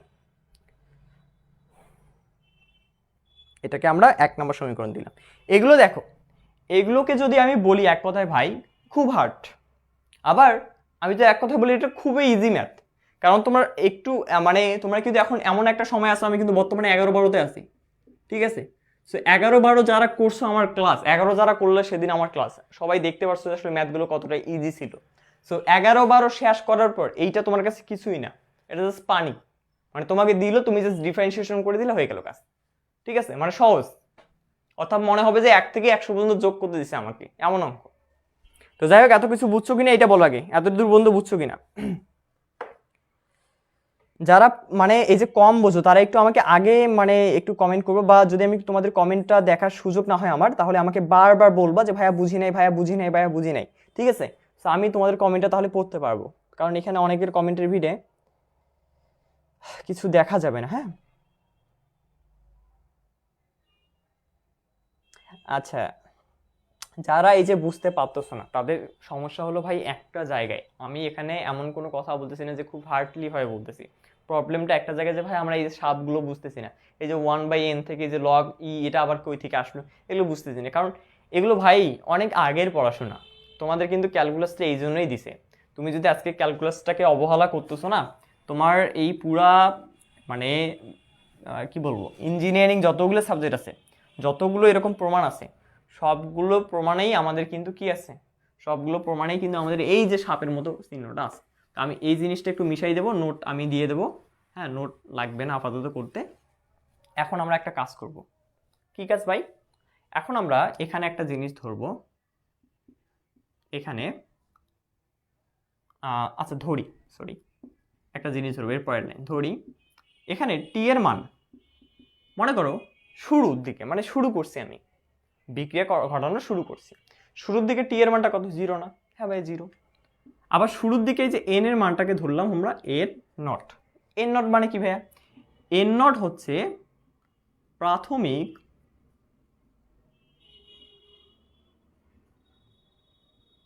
অবস্থায়, প্রাথমিক অবস্থায় কিসের মান? অক্ষত পরমাণু সংখ্যা, পরমাণুর সংখ্যা। আমরা এটা ধরে নিলাম যে এন নট হচ্ছে প্রাথমিক অবস্থা, মানে শুরুর দিকে, শুরুর দিকে সময় 0, শুরুর দিকে আমার এন এর মানও এন নট, এটা শুরুর দিকে ধরলাম আমরা। তাহলে শুরুর দিকে যদি আমরা এই জিনিসটাকে ধরে নেই এবং ধরার পর যদি আমি 1 নংয়ে বসাই, তাহলে 1 নং হতে আমরা কি লিখতে পারি বলো দেখি? 1 নং হতে আমরা এটা লিখতে পারি যে ডেল ই, এই এন এর জায়গায় আমরা বসাতে পারি এন নট। আমরা টি এর জায়গায় যদি 0টা একবার বসাই দিই, দেখো তো 0টা বসাই দিলে কি হবে? ভাই পুরোটাই কিন্তু 0 হয়ে যাবে। তাহলে আমরা কিন্তু নিচে কি দেখা যায় রে, আমরা কিন্তু এখানে সি এর একটা মান বের করছি। দেখো কি মান বের করছেন ভাইয়া? এই যে এই মানটা বের করছি, এটাকে আমি 2 নম্বর সমীকরণ দেব। দেখো তো নিচে দেখা যায়, নিচে দেখা যায়, হালকা করে আরেকটু নিচে আনতে হবে আমাকে। ওকে, তাহলে দেখো, দেখো এতটুকু বুঝছো কিনা? জাস্ট এর পরের লাইনটা আমি জাস্ট একটু ধরে নিচ্ছি যে প্রাথমিক অবস্থায় টি এর মান 0, এন এর মান এন নট, এবং ওই মানটাকে এখানে জাস্ট বসাই দিছি। এই যে এন এর জায়গাটায় আমি এন নট বসাইছি, আর এই টি এর জায়গায় আমি 0 বসাইছি। তাহলে 0-এর সাথে এটা গুণ করলে পুরোপুরি 0। তাহলে সি ইজ ইকুয়াল লেখা যায়, সি ইজ ইকুয়াল লেখা যায় ই লগ ই। আচ্ছা শোনো, তোমাদের একটা কথা বলে দিই, এই লগ ই দেখে ভাই খুব ভয় পাওয়ার কিছু নাই। তোমার লগের মান যে কথা, লগ ইর মানও ওই একই কথা, আবার এই আমি যদি লন লিখি এই মানটাও একই কথা, মানে এই তিনটা জিনিস একই জিনিস। এখন লগ ই কেন দিচ্ছি, তাই না? লগ ই এই কারণেই দিচ্ছি যে প্রমাণে আমাদের মনে হয় যে বইয়ে যখন করে তখন লগ ই দিয়ে করায় অ্যাকচুয়ালি, সেই জন্য আমি লগ ই ব্যবহার করি আর কি। যদি আলাফি স্যারেরা ফিল ওটাতে গোল্লা দেয়, কারণ স্যারেরা যদি আলাফি এই জিনিসগুলো না জানে, এটা হলো ঝামেলা আমার জন্য। এখন বলো বুঝছো কিনা বলো। তাহলে সি ইকুয়াল, হ্যাঁ, log n not. Okay clear, sorry আচ্ছা thank you, log n not. Okay clear হলে আমি একটু মিশাই দেই, আমি তাহলে এই সাইডটা মিশাই দিই, এই সাইডটা মিশাই দিয়ে এই যে সি এর মানটা আছে না, এই সি এর মানটা আমি 1 নঙে বসাবো। এবার এখানে কাজ একই জিনিস, যে 1 নঙের মান 2 নঙে বসানো, আবার 2 নঙের মান 1 নঙে বসানো, বিষয়টা এরকম। তাহলে এই জিনিসটা একটু মিশাই দিই। হ্যাঁ, তাহলে দেখো আমি যে সি এর মানটা বের করছি না, আবার দেখো আমি এখানে কি লিখছি যে 1 নং হতে, তাহলে 1 নং হতে আমরা এই জিনিসটা পাই। তাহলে আবার আমরা এখানে যেটা লিখবো যে 2 নং এর মান 1 নং এ বসাইস। ওকে, তাহলে 2 নং এর মান কি ভাইয়া? আচ্ছা 2 নং এর মান হচ্ছে ভাইয়া সি ইজ ইকুয়াল কি, তার আগে আমরা 1 নংটা একটু লিখে নেই, এই যে 1 নংটা লিখে নিলাম। তাহলে সি এর মান কত বলো, লগ ই এন নট, এই যে লগ ই, এই যে এন নট হয়ে গেল। এখন আবারও ক্যালকুলাসের কাজ করলে আমাদের কাজ শেষ, আমাদের কিন্তু প্রমাণ প্রায় শেষ। আর 2 থেকে 3টা লাইন লিখবো, আর 2 থেকে 3টা লাইন লিখলে আমাদের 8 মার্ক ডান, আমাদের 8 মার্ক ডান। তাহলে কি লিখবেন ভাইয়া, এই যে দেখো এটা কি আকারে আছে, যোগ আকারে আছে, তাহলে যোগটা আমি যদি এই সাইডে নিয়ে আসি তাহলে কি হবে ভাইয়া, বিয়োগ হবে, আর এখানে যা আছে তাই থাকবে। এখন আমরা কিন্তু ওই যে সূত্র একটা শিখছিলাম ক্লাস 9, কি সূত্র শিখছিলাম, উপরেগুলো প্রশ্নটা মিশিয়ে দিই নাকি কোনটা মিশিয়ে দেবো, আচ্ছা এখানে লিখি। একটা সূত্র শিখছিলাম যে ধরো নাও যে log M minus log N, এই সূত্রটাকে লেখা যায় লগ এম বাই এন, এটা পড়ছিলাম মনে আছে কি, এটা কিন্তু ক্লাস 9-10 পড়ারে। Log M minus log n যদি থাকে সেটাকে লেখা যায় লগ এম বাই এন। তাহলে আমরা এখানে কি লিখতে পারি ভাই, এখানে তাহলে আপনি লিখতে পারেন তাহলে N by log E N by N not bracket. এখন এখানে কি হবে, এই যে এটা তোমাদের এখন কথা হচ্ছে ক্যালকুলাসে, তোমাদের কাছে এখন আমি কোশ্চেন করব। তোমাদের ক্যালকুলাসে আমি যখন 4 অধ্যায় শুরু করছি, 4 অধ্যায়ে আমি একটা অতি সংক্ষিপ্ত করাইছিলাম। কি অতি সংক্ষিপ্ত ভাইয়া, অতি সংক্ষিপ্ততে ছিল যে লগটা এখানে আছে গুণ আকারে, এই গুণটা যদি এই সাইডে আমি নিয়ে যাই মানে ভাগ করে দিই, তাহলে সেটাকে আমি কি লিখবো, তোমরা একটু কমেন্টে আমাকে জানাবা। যারা আমার 4র্থ অধ্যায়ে ক্লাস করছো বা যারা এগুলো ভালোভাবে প্র্যাকটিস করছো তারা আমাকে একটু জানাও। হ্যাঁ অবশ্যই এটা ক্লাস আমি ইউটিউবে দেবো, ইউটিউবে না দিলেও তুমি এখানেও ভাইয়ার রেকর্ড দেখতে পারবা, সমস্যা নেই, আমি ইউটিউবে দিয়ে দেবো। হ্যাঁ একটু আমাকে বলো, আমাকে একটু বলো যে, সবাই আমাকে একটু বলো যে কই গেল। হ্যাঁ এই যে লগটা এখানে গুণ আকার আছে, এইটাকে যদি আমি এই সাইডে আনি তাহলে আমার এই লগটা কি হবে। আচ্ছা সো নিউটনের নাতি বলে ফেলছে এর উপর ইনভার্স হবে, ই হবে, শাকিলও সাকিব বলে ফেলছে, ভেরি গুড। বাকিরা কি করতেছো রে, বাকিরা কেউ জানো না, ই লিখতে পারবো, ভেরি গুড। আনিসুর বলছো, বাকি আর কে কে জানো এইটা, মানে এই 3 জনে শুধু জানো, এতজনের মধ্যে থেকে আমার ক্লাস করতেছে 100 জনের মতো, এই 3 জনে উত্তর দিলে শুধু কেন ভাই। হ্যাঁ আমি যদি মনে করি যে ইমরান আগে লিখছে, তার মানে ইমরান আগে লিখছে মানে সবাই আমার সাউন্ডটা সবাই ঠিক সময় শুনতে পাইছেন মানে যদি আপনারা জানতেন তাহলে তো সব দ্রুতই লেখার কথা। তার মানে আপনারা অনেকেই এটা জানেন না যে এই লগটা যদি আমরা এটা গুণ আকার আছে, গুণটাকে মানে এদিকে ভাগ করি তাহলে সেটা ই হয়ে যায়, ঠিক আছে। তো আমরা এখন ওই বিষয়টাকে আমরা এই সাইডে সুন্দর করে লিখে ফেলি। হ্যাঁ দেখো তাহলে আমরা লগটাকে ওই সাইডে দেব, তাহলে লগটা কি হয়ে যাবে, লগটা এখানে ই হয়ে যাবে, এবং এই যে এইটা পাওয়ার হয়ে যাবে, কিন্তু এই যে ডেল টি এটা কি হয়ে যাবে, পাওয়ার হয়ে যাবে। তাহলে এখন কি দরকার আমার, এখান থেকে এন দরকার, এই যে প্রমাণটা একটু তাকাও, তাহলে এন ইজ ইকুয়াল লেখা যায় কি, এন নট ভাগটা এদিকে হলে গুণ ই, এই যে এটা প্রমাণিত। সুন্দর প্রমাণ, যারা ক্যালকুলাস পারবে তাদের জন্য এটা কিছুই না, তাদের জন্য এই প্রমাণটা কিচ্ছুই না। আচ্ছা যারা জানতে না তারা নোট করে নিয়ে রাখবা, ঠিক আছে, যারা জানতা না কখনো তারা এটা নোট করে রাখবা। ওকে তো এখন বলো যে প্রমাণটা সব কয়টা বান্দা বুঝছিস কিনা এখানকার। আপনাকে ইনস্টিটিউট খুঁজি পাই না, আমি কলেজ গেলে তো আমাকে পাবা তুমি, আমি কলেজে যাই না ভাই, পাবা আমাকে। সবাই বুঝছো কিনা বলো।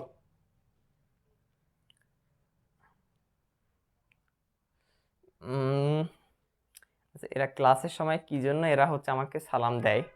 আমি আছি ক্লাসে, এখন এদেরকে সালামের উত্তর দেবো আমি? সবাই বল, বুঝছো কিনা?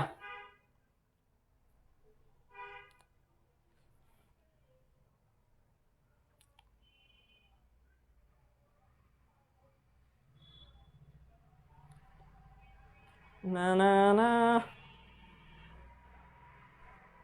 আচ্ছা, তোদের যে আমি সেদিন একটা কথা জিজ্ঞেস করলাম রে, তোদেরকে আমি যে সেদিন একটা ইয়া ইয়া লিখছিলাম, কি লিখছিলাম বল দেখি? তোদেরকে সেদিন আমি একটা কি দিছিলাম জানি,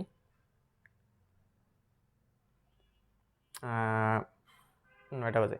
আচ্ছা, তোদেরকে সেদিন আমি দিছিলাম হইলো জিনিস, আমি দেখতেছি কে রে,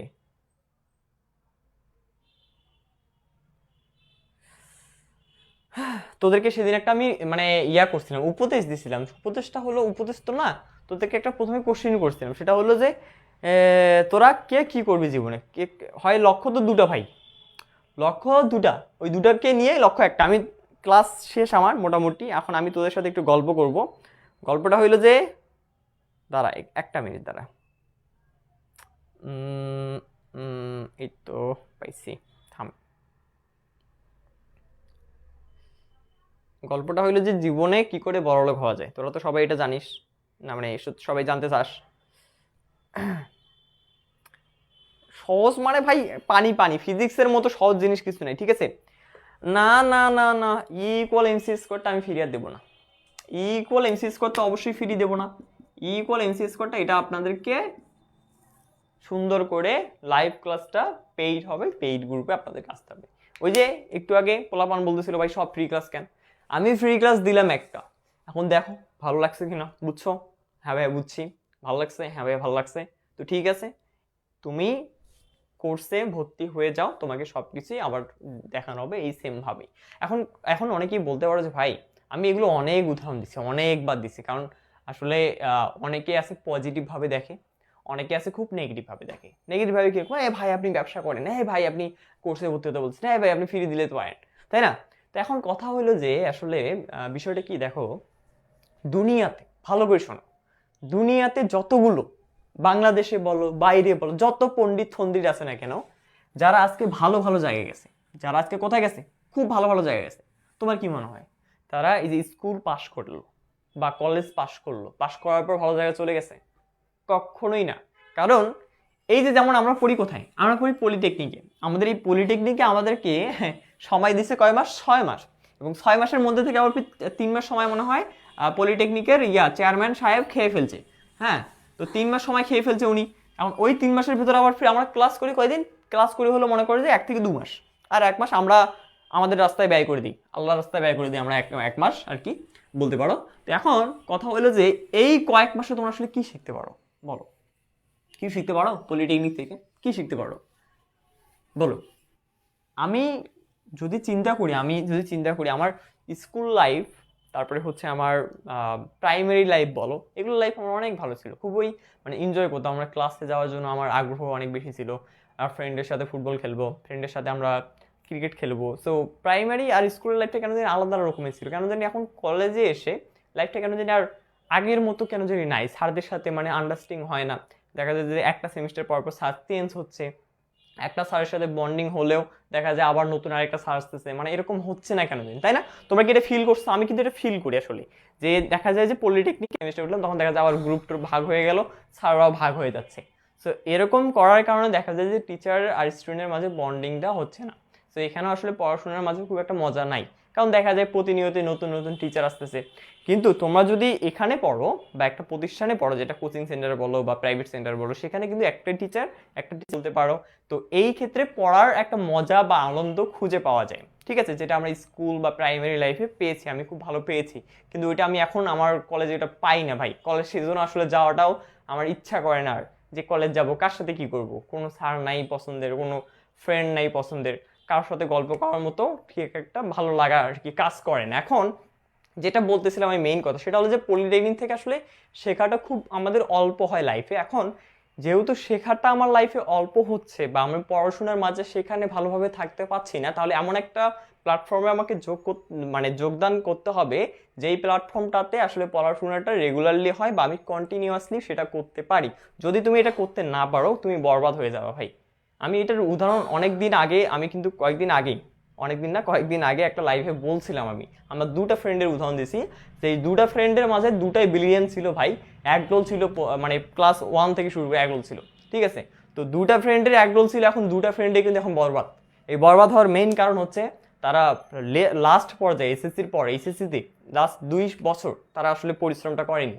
আগে যেরকম সারাদিন প্রাইভেট পড়তো, বন্ধুদের সাথে কোচিং যাইতো, রেগুলারলি পড়া ক্লিয়ার করে আসতো, কিন্তু এই 2 বছর তারা করেনি। কিন্তু এখন তোমাদের যে ব্যাপারটা দেখো, তোমাদের ব্যাপারটা কিন্তু সেম পর্যায়ে, মানে তোমাদের অবস্থা আরো খারাপ। একটা বাচ্চা দেখো, আমার বন্ধু 2 বছর খারাপ হয়েছে। এসএসসি কয় বছর? এসএসসি খালি 2 বছর। তাহলে 2 বছর ওই মেসে থাকছে, 2 বছর মেসে থাকি খারাপ হয়েছে। কিন্তু তোমরা ভাই, আমরা তো থাকি হলো পলিটেকনিকে, আমরা তো থাকি ডিপ্লোমাতে কয় বছর? 4 বছর। তুমি 4 বছর ধরে একটা মেসে থাকবা, তাহলে ওই ম্যাচে তোমার অনেক বন্ধু হবে। আমার যেহেতু আমি ম্যাচে থাকি না, আমার বন্ধু নেই, অনেক বন্ধু হবে। ওই বন্ধুগুলোর সাথে দেখা যায় তোমার কখনো ওদের সাথে গেম খেলতে মন চাবে, কখনো রাতে বিভিন্ন জায়গায় ঘুরতে মন চাবে, কখনো সিনেমা হলে যেয়ে সিনেমা দেখতে মন চাবে, বিভিন্ন জায়গায় বিভিন্ন কাজ করতে মন চাবে। কারণ তারা দেখা যায় সবার যেহেতু ম্যাচে কেউ থাকবে ভালো স্টুডেন্ট, একটা রুমের ভেতরে যদি 2জনের সিট হয় বা 4জনের সিট হয়, একজন থাকবে হয়তো বা ভালো, বাকি 3জন থাকবে হয়তো বা খারাপ। এখন এই একজন ভালো হওয়ার কারণেও কিন্তু এই 3জন যেহেতু একটু খারাপ, ওদের সাথে অ্যাডজাস্ট হতে খুব বেশি একটা সময় লাগবে না। এখন দেখা যায় যে তুমি আগের তোমার রুটিন ছিল যে তুমি ঠিক সন্ধ্যা 7টার সময় পড়ার টেবিলে বসবা, কিন্তু ম্যাচে ওঠার পর দেখতেছে এই 3জন ব্যক্তি কি করতেছে, সন্ধ্যা 7টার সময় রিলস দেখতেছে কিংবা হচ্ছে ফোনে গেম খেলতেছে। তাহলে তোমার এই পড়ার রুটিন বা টাইম টেবিলটা কিন্তু এখানেই নষ্ট হয়ে গেল। এখান থেকেই যাত্রাটা শুরু। কিন্তু তুমি যদি একটা কাজ করো, সেটা কি, যে না আমি আসলে বন্ধু কি করে করুক বা বন্ধুর সাথে ঘুরতে যাবো সবকিছু ঠিক আছে, কিন্তু আমি যদি একটা নির্দিষ্ট প্রাইভেট সেন্টারে পড়ি, সেটা তুমি আমার কাছে বাদ দাও ভাই, তুমি যদি বাইরেও পড়ো, বাইরেও কোনো টিচারের কাছে পড়ো বা কোচিং এর কাছে পড়ো, তাহলে কি হবে, তুমি ওনার কাছে পড়তেছো, দেখা যায় যে ঠিক 7টার সময় তোমার ক্লাস আছে, তোমাকে সেই ক্লাসে উপস্থিত থাকতে হবে, তাই না? আমার মজার বিষয় কি জানো, আমাদের কোর্সে স্টুডেন্ট আছে কয়টা? 500টা। আমার আজকে লাইভে কয়টা আসছে? লাইভে আছে মাত্র 75টা, 100টা করে। আবার দেখবো কালকে ম্যাথ ক্লাস নেবো, কালকে ম্যাথ ক্লাসে কি 500 জন থাকবে? কখনোই থাকবে না 500 জন। 500 জনের মধ্যে থেকে দেখা যায় হয়তো 300 জন থাকবে, 200 জন থাকবে ম্যাথ ক্লাসে। কিন্তু কথা হচ্ছে 500 জন ভর্তি হয়েছে 500 জন। এখন এই ভর্তি হওয়ার পর তারা কি করতেছে? তারা এই যে এই কাজগুলো করতেছে, এটা বাস্তব কথা, এটাই বাস্তব কথা, তারা হচ্ছে এই কাজগুলোই করতেছে। এখন তুমি যদি এই কাজটা না করে ভাই প্ল্যাটফর্মে ভর্তি হয়েছে, আমার প্ল্যাটফর্মে তোমার হচ্ছে কি করতে হবে, যে এই 7টা থেকে 8টা পর্যন্ত আমি ক্লাস নেবো, এই ক্লাসের টাইমে থাকতে হবে, আমি যেটা পড়াইছি রুটিন অনুযায়ী সেই পড়াটা তোমাকে কভার করতে হবে। এবং তোমাদেরকে যেটা মেইন কথা বলছিলাম সেটা কি, টার্গেট। তোমাদের কি টার্গেট ঠিক হয়েছে আদৌ? আমাকে একটু বলো। কারণ আমি যে কথাটা বলছি কালকে কিন্তু অনেক সিরিয়াসলি ভাবে আমি পোস্টটা করছি। আমি জানি না তোমার সিরিয়াসলি ভাবে সেটা দেখছো কিনা, একটু কমেন্ট করে জানাও আমাকে। এখানে যে কয়জন আসো না কেন সবাই একটু আমাকে বলবা যে তোমাদের আসলে টার্গেটটা কি। এটা এই কথাটা কিন্তু খুবই সিরিয়াসলি, যে কয়জনে দেখো না কেন আজকের এই কথাটা বা লাইভটা দেখতেছো না কেন, এই কথাটা খুবই সিরিয়াসলি। যদিও বা তোমার এই কথাটার হয়তো বা 1 পয়সাও দাম নাই, হয়তো বা বাইরে অনেক কারো কাছে, কিন্তু এই কথাটা যদি তুমি মানতে পারো, দেখবা যে এই কথাটা অনুযায়ী মানার ফলেই কিন্তু তোমার জীবনটা হয়তো বা চেঞ্জ হয়ে গেছে। আর যদি না মানো, তাই তুমি কল্পনা করতে পারবে না যে তোমার একটা জীবন নিমিষেই কোথায় ছিলা আর কোথায় চলে গেলা, মানে নিমিষেই শেষ। তো সেই জন্য একটু কমেন্ট করো যে তোমাদের আসলে সবার লক্ষ্যটা আসলে ঠিক হয়েছে কিনা, একটু আমাকে কমেন্ট করে জানাও। আমি এইটার একটা বিস্তারিত সুন্দর একটা ব্যাখ্যা দিই তোমাদেরকে, যাতে করে তোমাদের ভবিষ্যৎ জীবনটা অনেক ভালো হয়। ধরো তুমি এখন একটু মধ্যবিত্ত বা একটু গরিব আছো, তোমার বাবা মা কাজ কাম করে তোমাকে কষ্ট করে পড়াচ্ছে, কিন্তু তুমি চাচ্ছ যে না আমি এখানে থাকবো না ভাই। একটা কথা আছে না, বিল গেটস কি বলে বলো দেখি, বলছে যে কি, গরিব হয়ে জন্মগ্রহণ করছি সেটা কি নয় আমাদের হচ্ছে খুব একটা কষ্টের বিষয় না, কিন্তু গরিব হয়ে যে মৃত্যুবরণ করবে এটা হচ্ছে বড় কষ্টের বিষয়। ঠিক আছে? তো সবাইকে এই জিনিসটা একটু ঠিক করো, আমাকে একটু কমেন্ট করে বলো যে সবাই এখানে কার কি করার ইচ্ছা আছে, আসলে জব অথবা চাকরি, সরি জব অথবা চাকরি না, জব অথবা বিজনেস, দুটোর একটা। জব কিংবা ব্যবসা, এটাকেই যদি আমি এইভাবে চিন্তা করি, সেটা হলো টাকা। দেখো, সবার জীবনের মেইন উদ্দেশ্য হলো ভাই টাকা। তুমি যতই বলো না কেন এখানে বাংলা সুন্দর করে মোটিভেশন দাও যে ভাই টাকা নষ্টের মূল, ভাই আমি মানি না, আমি পজিটিভ মাইন্ডের লোক, ভাই টাকা নষ্টের মূল না, টাকাই হচ্ছে সম্পদ, সবকিছু টাকায় দ্বারাই নিয়ন্ত্রণ হচ্ছে দেশ। দেশ পরিচালিত হয় টাকা দ্বারা, আমার পরিবার চলে টাকা দ্বারা, তাহলে টাকায় কেমনে হয় নষ্টের মূল? হ্যাঁ, টাকা নষ্টের মূল তখনই হয় যখন সেটা আমরা বিনা পরিশ্রমে পেয়ে যাই। বিনা পরিশ্রমে তো বোঝো নাকি, সেটা আশা করি বলতে হবে না। দুর্নীতি করে টাকা পাওয়া বা যে কোনো কিছু করে টাকা পাওয়া, এটা হচ্ছে বিনা পরিশ্রমে টাকা পাওয়া, তখন সেটা নষ্টের মূল হবে। কিন্তু যখন তুমি এই যে কষ্ট করে টাকা উপার্জন করবা, দুটা উপায়, একটা হচ্ছে জব আর একটা হচ্ছে ব্যবসা। এখন কথা হচ্ছে ভাইয়া, আমি যেহেতু জব সেক্টরে যাব, তাহলে আমাকে পড়াশোনা বেশি করতে হবে। আর আমি যদি ব্যবসা সেক্টরে যাই, তাহলে পড়াশোনার মানটা একটু কম হলেও কিন্তু চলবে। এখন আমরা অ্যাকচুয়ালি এই পড়াশোনাটাকে যদি মাঝখানে একটু নিয়ে আসি, তাহলে একটা জিনিস দেখো, লক্ষ্য করবা যে পড়াশোনা, এখন এই পড়াশোনাটাকে যদি আমি মাঝখানে নিয়ে আসি, তাহলে আমরা একটা বিষয় লক্ষ্য করবো যে আমাদের পড়াশোনা করার মেইন উদ্দেশ্যটা হ্যাঁ জ্ঞান অর্জন করা। তবে এইটার মধ্যে থেকে আমরা এতটুকু শুধু অ্যাড করে দিতে পারি যে সঠিক উপায়ে টাকা উপার্জন করা, অর্থাৎ সঠিক মাধ্যমে, সেটা সৎ উপায় হবে অবশ্যই। সেটা মানে তোমাদের এমন না যে অসৎ পথ থেকে তোমাদেরকে টাকা ইনকাম করতে হবে। তোমাদের এই জন্যই পড়াশোনাটা করা হচ্ছে। কারণ আমি একটা পোস্ট করছিলাম সেই দিন যে জ্ঞানী হওয়া ভালো, বা পড়াশোনা করে জ্ঞানী হওয়ার চেয়ে কি মনুষ্যত্ব হওয়াটা ভালো অনেক, ঠিক আছে? কারণ অনেক জ্ঞানী আছে পড়াশোনা করেও কিন্তু এই ব্যবসা যেটা করে সেটা হলো দুর্নীতির ব্যবসা করে। তাহলে আমাদের পড়াশোনা করে লাভটা কি হলো? পড়াশোনা করে তোমাদের ওই জ্ঞানী হওয়ার চেয়ে তোমাদেরকে যদি শেখানো হইতো যে মনুষ্যত্ব হও, কিংবা আমাদের যদি পড়াশোনাটা মনুষ্যত্ব পর্যন্ত ছেড়ে দিত, তাহলে দেখতে যে আমাদের দেশটা অনেক উন্নত হইতো। মানে বাইরের কান্ট্রিগুলো যেরকমটা উন্নত, বাইরের কান্ট্রিগুলো উন্নত এই কারণে যে বাইরের কান্ট্রির সবগুলো মানুষই মনুষ্যত্ব আছে অনেক, তাদের ভেতরে দেখবে যে অনেক মনুষ্যত্ব আছে, তারা মানুষকে কথা দিয়ে কথা রাখে। কিন্তু আমাদের বাংলাদেশের মানুষ কথা দিয়ে ভাই কথা রাখে না, ঠিক আছে?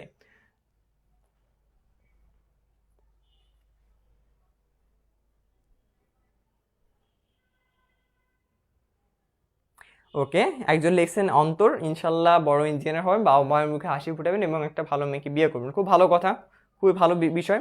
এখন এখানে অনেকেই চাকরি লিখছো, অনেকেই জব লিখছো, ঠিক আছে? ওকে, ভেরি গুড।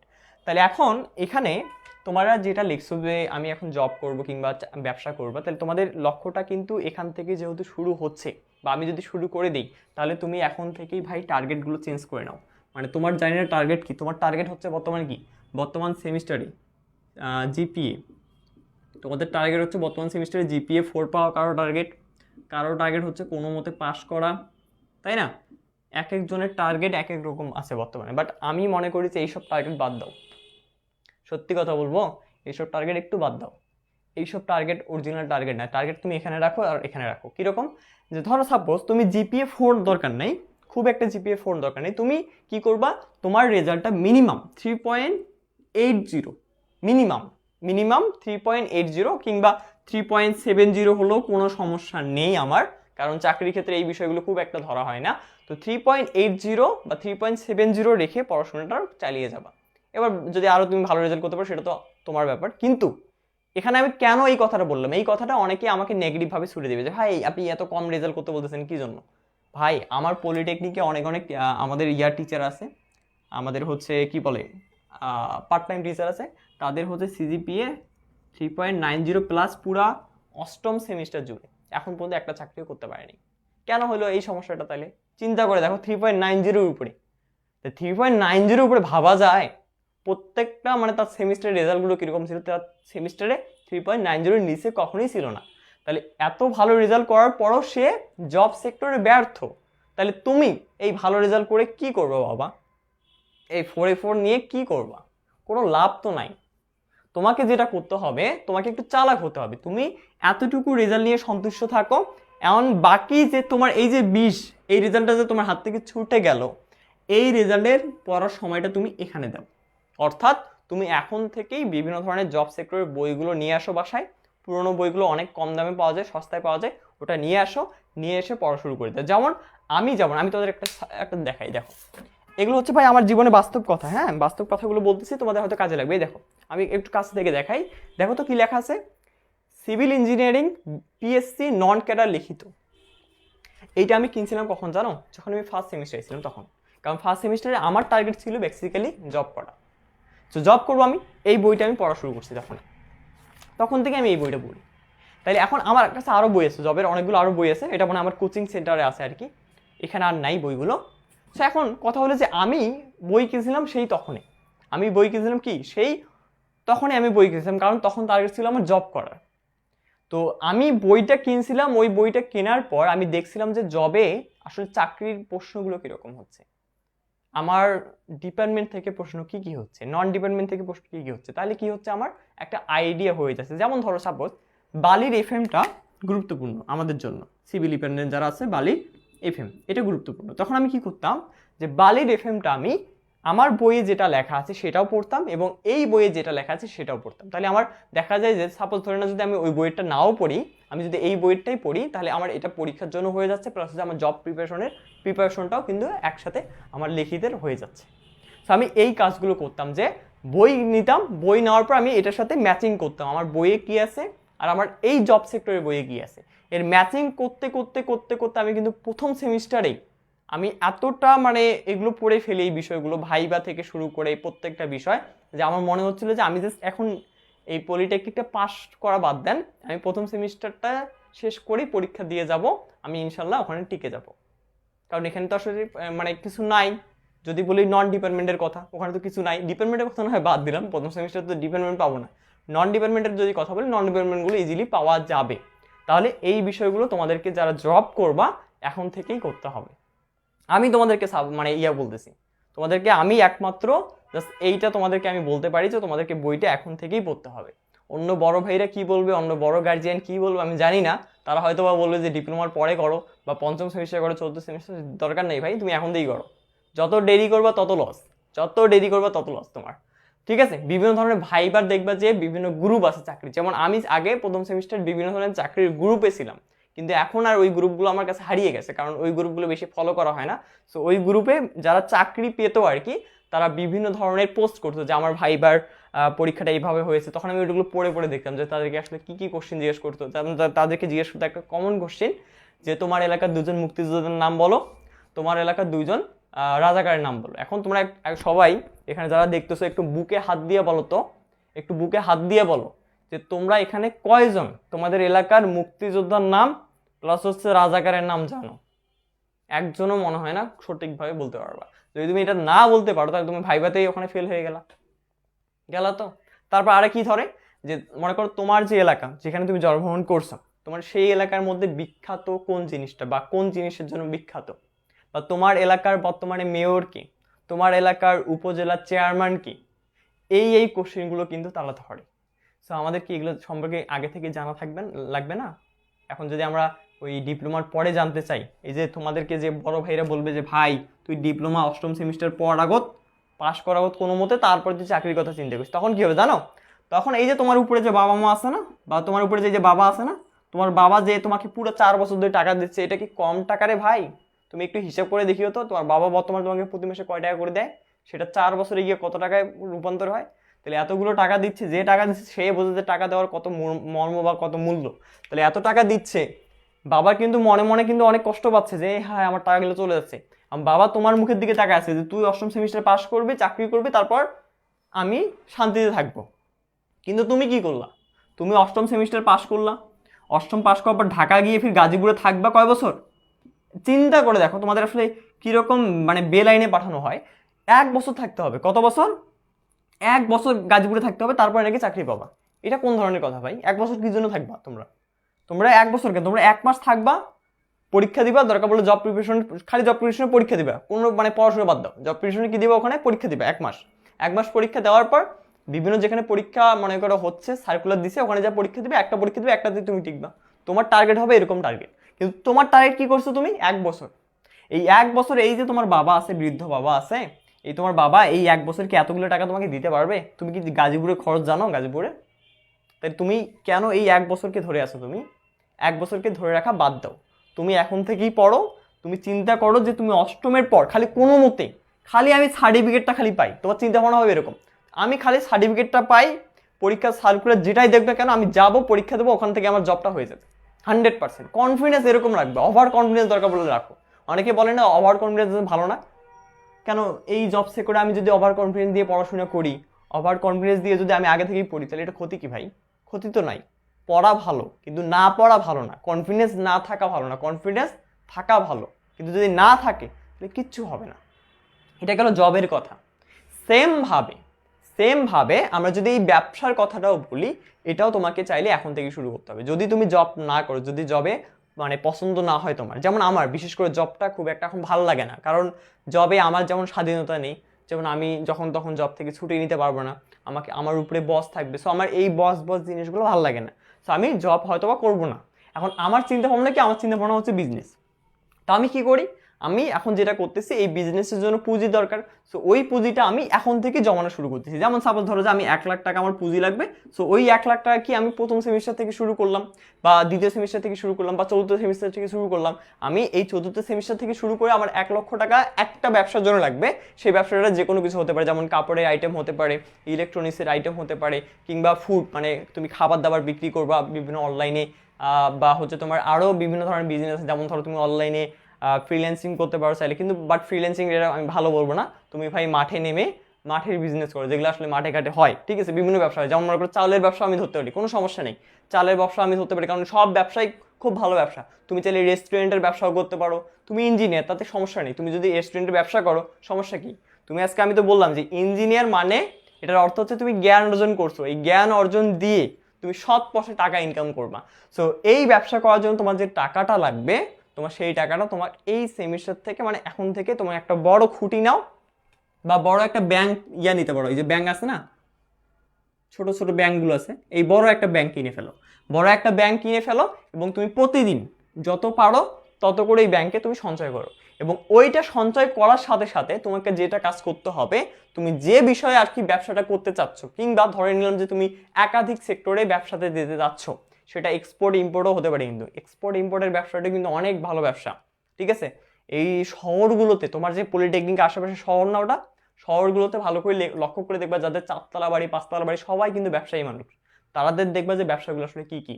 তো তুমি তাদের কাছ থেকেও একটা আইডিয়া নিতে পারো যে ভাই আপনি কি ব্যবসা করেন আসলে, আপনার যে এতগুলো বাড়ি এতগুলো গাড়ি, তো তাদের কাছ থেকে ব্যবসা না, ধরে নিলাম যে তারা এক্সপোর্টের ব্যবসা করে, ঠিক আছে। তো তুমি ইউটিউবে সার্চ করো যে এক্সপোর্টের ব্যবসা কিভাবে শুরু করব, কত টাকা লাগে, কিভাবে আসলে পুঁজি আনবো, আমি জোগাড় করব, কোথায় থেকে মাল কিনবো, ঠিক আছে। সো এই জিনিসগুলো তোমার এখন থেকে আইডিয়া নেওয়াটা দরকার। ভাই সারাদিন এই পড়াশোনা নিয়ে পড়ে থাকিও না, আমি বলবো অন্ততপক্ষে যে থাকার দরকার নেই সারাদিন। কেন, এই বই যেমন এই ফিজিক্সের প্রমাণটা করলাম, এই প্রমাণটা করতে তোমার কয় মিনিট লাগবে? ভাই সর্বোচ্চ ধরে নিলাম যে 10 মিনিট লাগবে প্রমাণটা করতে, 2বার প্র্যাকটিস করতে লাগবে আধা ঘন্টা, 2বার প্র্যাকটিস করলে রচনামূলকটা তোমার মোটামুটি ক্লিয়ার। এখন এই 2বার প্র্যাকটিস করার পর বাকিটা সময় তুমি যে রিলস দেখতেছো, আজেবাজে রিলস, এই আজেবাজে রিলস দেখাটা বন্ধ করে তুমি একটু মিনিমাম একটু সময় দাও এই তোমার ব্যবসা যেটা করতে যাচ্ছে সেটার পিছনে, অথবা যদি জব করো সেই জবের পিছনে, দুটোর একটা করো, ওকে। যারা মনে করো যাদের মাথা খুব একটা পড়াশোনায় আসে না, মানে ধরো যাদের মাসে খুব একটা পড়াশোনা ঢোকে না, যে ভাই আমি পড়াশোনা ভালো লাগে না, সারাদিন বই পড়বো, এটা ভালো লাগে না, তারা এই সেক্টরটা তাদের জন্য খুব ভালো, কারণ ওদের পড়াশোনা ভালো লাগে না, ওরা হচ্ছে সবসময় মোবাইল মানে চিপতে পছন্দ করে। তো তাদের জন্য বেস্ট হচ্ছে যে তারা ইউটিউবে গিয়ে বিভিন্ন ধরনের ব্যবসা আইডিয়া খুঁজুক, তারা মোবাইলেও থাকা হচ্ছে, তাদের ব্যবসা করাটাও হচ্ছে।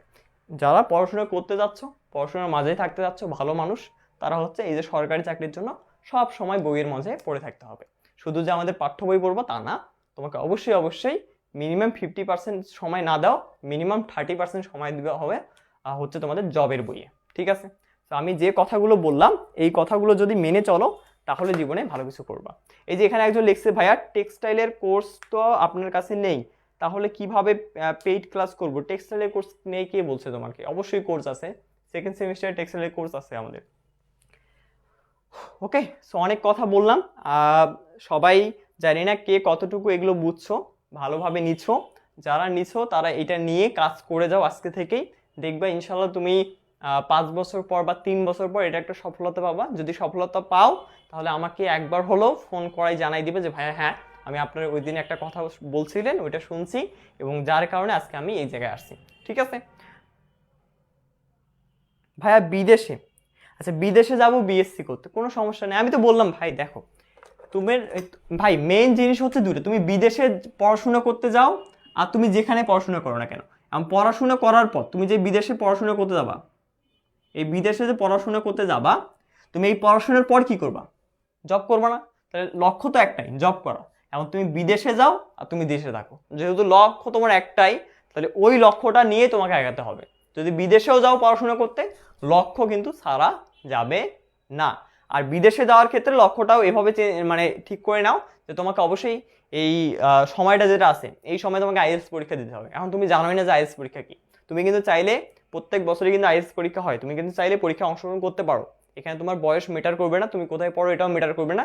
ওইটাতে পরীক্ষা দিলে তুমি যদি টেকো ওটা একটা সার্টিফিকেট পাবা, এবং ওই সার্টিফিকেটটা হলে তুমি বিভিন্ন দেশে, যে কোনো দেশে তুমি সুন্দরভাবে ভিসা পাসপোর্ট নিয়ে যেতে পারবা। ক্লিয়ার? সো ওই আইএলটিএস পরীক্ষাটা তুমি দিয়ে রাখো। আবার দেখা যায় যে অনেকের ক্ষেত্রে যারা ইংলিশ পারে না তাদের জন্য আইএলটিএস ছাড়াও বিভিন্ন বিদেশে যাওয়ার সুযোগ আছে, এটাতেও কোনো সমস্যা নেই। তবে ওটার জন্য কিন্তু হিউজ পরিমাণে একটা টাকা লাগবে, বিদেশে যেতে গেলেও মিনিমাম 50 লক্ষ টাকা ব্যাংক স্টেটমেন্ট দেখাতে হবে, এটা কিন্তু মাথায় রাখতে হবে। এখন তোমার বাবার যদি যত টাকা না থাকে তাহলে তো অবশ্যই তোমাকে এই দুটো আইডিয়া বলে দিলাম, এই দুটো আইডিয়ার মধ্যে একটা আইডিয়া এখন থেকেই শুরু করতে হবে। দেখো মেইন উদ্দেশ্য হলো জীবনে ভাই ভালো থাকা, ভালো থাকতে গেলে টাকা লাগবে। এখন টাকা ইনকাম করতে গেলে তোমাকে যদি এখন থেকেই প্রেশার না নিতে, তুমি নিতে না চাও, তাহলে তো ভাই হবে না। তুমি একেবারে হুট করে এই অষ্টম সেমিস্টারে প্রেশার নিবা, দেখবে যে একেবারে তুমি ভেঙে পড়ছো। তোমাকে প্রেশার এই ছোট বয়স থেকেই নিতে হবে, তাহলেই দেখবা যে সব কিছু সুন্দর। আমাদের মেয়া ক্লাসগুলো ভাইয়া শুরু হবে হলো 20 তারিখের পর থেকে, মেবি বলা যাচ্ছে না কারণ আমাদের ক্লাস এখনো শেষ হয়নি। আমার কোচিংয়ে পড়তে চাও কিন্তু খুঁজে পাও না, আমার কোচিংয়ে তুমি কালকে আসিও, কালকে সকাল 10টার সময় আমি থাকবো, ঠিক আছে? তুমি কালকে সকাল 10টার সময় আসিও আরিফ। ওকে, আমি অনেক কথা বলছি কিন্তু এখানে আমি অনেকক্ষণ ধরে অনেক কথা বলছি, তোমরা এগুলো সব মেনে চলবে, ঠিক আছে? এস্টিমেটিংয়ের সব তোমাদের কালকে আমাদের মেয়া ক্লাসে আমি কালকে করাবো। মাহি, তুমি যদি ভাই পেইড গ্রুপের স্টুডেন্ট হও তাহলে তুমি কালকে করতে পারবা, না হলে করতে পারবা না কিন্তু ভাইয়া। আচ্ছা, যেদিন কোনো প্রশ্ন করছো আমি কিন্তু তোমার কোনো প্রশ্ন দেখি নাই, যদি করে থাকো তাহলে আমাকে একটু তাড়াতাড়ি দেখাবা। বোর পরমাণুর মডেল, হাইড্রোজেন পরমাণুর মডেলের ব্যাখ্যা প্রমাণ, এটা আসবে না, এটা আসবে না আরিফ, এটা করার দরকার নেই ভাই। আমি তো টেক্সটাইলের কথা বললাম, টেক্সটাইলের অবশ্যই কোর্স আছে সেকেন্ড সেমিস্টারে এবং থার্ড সেমিস্টারও থাকবে। যদি ধরেন থার্ড সেমিস্টার যদি আপনাদের ম্যাথ না থাকে তাহলে হয়তো বা নাই, যদি ম্যাথ থাকে তাহলে পাবেন। যেটা সাবজেক্ট আমাদের থার্ডে দেওয়া হবে সেই সাবজেক্টগুলো যদি একটাও থাকে তাহলে মানে আপনি ওই কোর্সটা করতে পারবেন। একটা সাবজেক্টের জন্য কম টাকা দিবেন, যদি না থাকে কি আর করার। আর টেক্সটাইলের ভাই বুঝছো টিচার অতটা এখন অ্যাভেলেবল না, টিচার অ্যাভেলেবল হয়ে গেলে আমরা হচ্ছে আপনাদের সব কোর্সগুলো চালু করে দেব।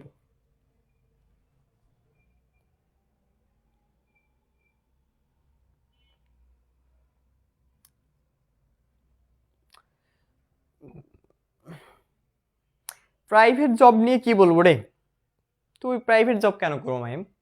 প্রাইভেট জবে কি আছে? প্রাইভেট জবে তো কিছু নাই, তুমি সরকারি জব করবা। শোনো, একটা কথা মাথায় রাখবে, আমি এই দেখো তোমরা তোমরা রাস্তাঘাটে দেখো না, একটা জিনিস দেখবে শুধু ভিআইপি, ভিআইপি বুঝো কিন্তু ভিআইপি, ধরো এটা কি লিখলাম ভিআইপি। আমি কিন্তু আগে সরকারি জবটা খুব একটা পছন্দ করতাম না, এখন কিন্তু মোটামুটি পছন্দ করি। কারণ কি, এই যে ভিআইপি কথাটা আছে না, একজন সরকারি কর্মকর্তা কিন্তু প্রত্যেকেই ভিআইপি, কারণ তাদেরকে সবাইকে ভিআইপি চোখে দেখা হয়। কারণ সরকারি কর্মকর্তা বাংলাদেশের সর্বোচ্চ চাকরির পর্যায়ে, তো ওই পর্যায়ে চেয়ে বেটার কোনো কিছু মানে হয় না। তো তোমার কাছে এখনো অনেক সময় আছে, তাই না? তুমি প্রাইভেট জবে যাবা কেন? তোমার যদি এই চাকরিতে তুমি ব্যর্থ হও, এই ভিআইপি চাকরিগুলোতে মানে সরকারি চাকরি, এটাতে যদি তুমি ব্যর্থ হও তখন তুমি প্রাইভেট চাকরি করবে। আর প্রাইভেট চাকরি তোমার এমনিতে হয়ে যাবে, ওটা তোমার লাগবে না, ভাবা লাগবে না। কিন্তু যদি তুমি সরকারি চাকরি করতে চাও তাহলে এখন থেকে প্রিপারেশন নিতে হবে, আর সরকারি চাকরিটাই মেইন। তোমার বেসরকারি চাকরিতে গেলে তোমার সম্মানটা অতটা পাবা না, বাইরের জগৎ থেকেও পাবা না। দেখা যায় অফিসে হয়তো দুই একটা সম্মান পাবা এতটুকুই, কিন্তু বাইরের জগতে যদি সম্মান পেতে চাও, পুলিশরা যদি তোমাকে স্যালুট দেয়, তাহলে অবশ্যই তোমাকে সরকারি চাকরি করতে হবে, মাথায় রাখতে হবে। কিন্তু পুলিশদের সাপোর্ট থেকে শুরু করে সরকারি সাপোর্ট, মানে সরকারি কর্মকর্তা মানে কি, ওনাকে সাপোর্ট দিবে স্বয়ং সরকার। তাহলে চিন্তা করে দেখো, সরকারি চাকরির অবশ্যই পাওয়ার আছে অনেক, বুঝছো? তো সরকারি চাকরির মতো অন্য কিছু হবে না। সো আমি বলবো যে তুমি প্রাইভেট চাকরি না, এখন ওইসবের চিন্তা বাদ দাও, তুমি সরকারি চাকরির দিকে ফোকাস দাও। প্রাইভেট চাকরির সময় অনেক আছে, ওটা পরে করিও। ভাই ই=MC স্কোর করাবেন কি? জি, ই=MC স্কোর করাবো, তবে সেটা পেইড গ্রুপে কালকে করাবো। জি অবশ্যই, ইফতিকার স্যারকে চিনবো না কেন? ইফতিকার ভাইয়াকে তো অবশ্যই চিনি, ইফতিকার ভাইয়ের সাথে আমার কথা হয় অনেক, ঠিক আছে?